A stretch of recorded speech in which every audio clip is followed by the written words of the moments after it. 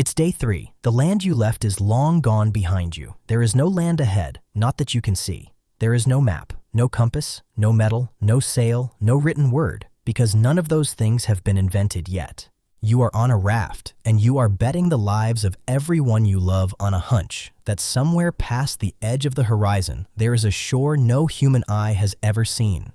This actually happened around 50,000 years ago, and the people who did it pulled off what may be the single most daring survival feat in the history of our species. To understand this journey, we have to rewind. Around 60 to 70,000 years ago, a wave of modern humans left Africa. Over thousands of years, they spread east, through the Middle East, across India, into Southeast Asia. Back then, the world looked different. So much water was locked up in Ice Age glaciers that sea levels were far lower, and much of Southeast Asia was fused into a single giant landmass. Geologists call it Sunda. You could walk almost the entire way, almost. Because to the south and east lay another supercontinent, Sahul, the combined landmass of what's now Australia and New Guinea. And between Sunda and Sahul was something you could not walk across. Deep water, open ocean, a barrier that had separated these two worlds for millions of years. On one side, humans. On the other, a continent full of animals that had never seen a human being. Giant kangaroos, marsupial lions, birds taller than a man.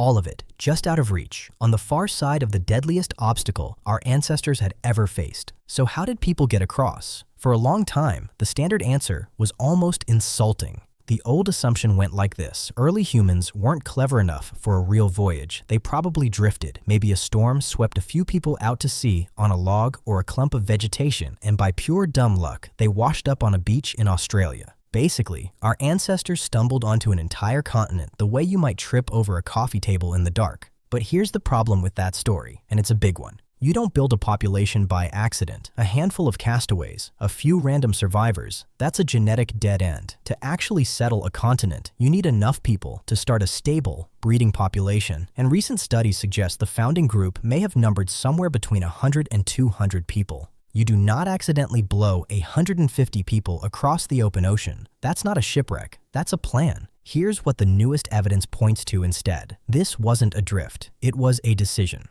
To reach Sahul, people island hopped, making a series of shorter crossings through a chain of islands, stepping toward Australia. But the final leg, the last jump to reach the continent itself, was 2 to 3 times longer than any crossing they'd made before. We're talking about an open water voyage that likely took somewhere between 4 and 7 days. Days out of sight of land, on watercraft with no sail, probably paddled rafts or canoes made of bamboo. Think about everything that requires. You need to build a vessel that survives days at sea. You need to store food and fresh water for the whole crew. You need to read the currents, the winds, the stars, the flight paths of birds. And you need to believe there's land out there at all before you've ever seen it. Some researchers think that's exactly what happened. On a clear day, or from a high point, distant clouds and haze can hint at land far beyond the horizon. These voyagers may have been reading subtle signs the rest of us would never notice, and staking their lives on the interpretation. That's not luck.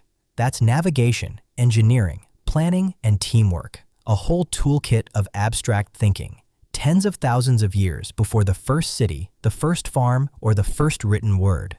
And it worked. The people who made that crossing became the ancestors of Aboriginal Australians and Papuans, the founders of what is one of the oldest continuous living cultures on the entire planet, stretching back tens of thousands of years in an unbroken line. But the discovery does something bigger than that. For a long time, we told a story where our distant ancestors were simpler than us, less capable, less clever, basically waiting around for evolution to finish the job. This journey blows that up. The people who crossed to Australia were us. Same brains, same capacity to plan, to imagine, to gamble everything on an idea. They just happened to be pointing those abilities at a raft and an empty horizon instead of a phone screen. So here's the thing to sit with. We tend to think of the great ages of exploration as recent history. Columbus, Magellan, the age of sail, ships with maps and instruments and written records. But the earliest known large-scale ocean crossing in human history didn't happen 500 years ago. It happened around 50,000 years ago, before agriculture, before the wheel, before writing of any kind.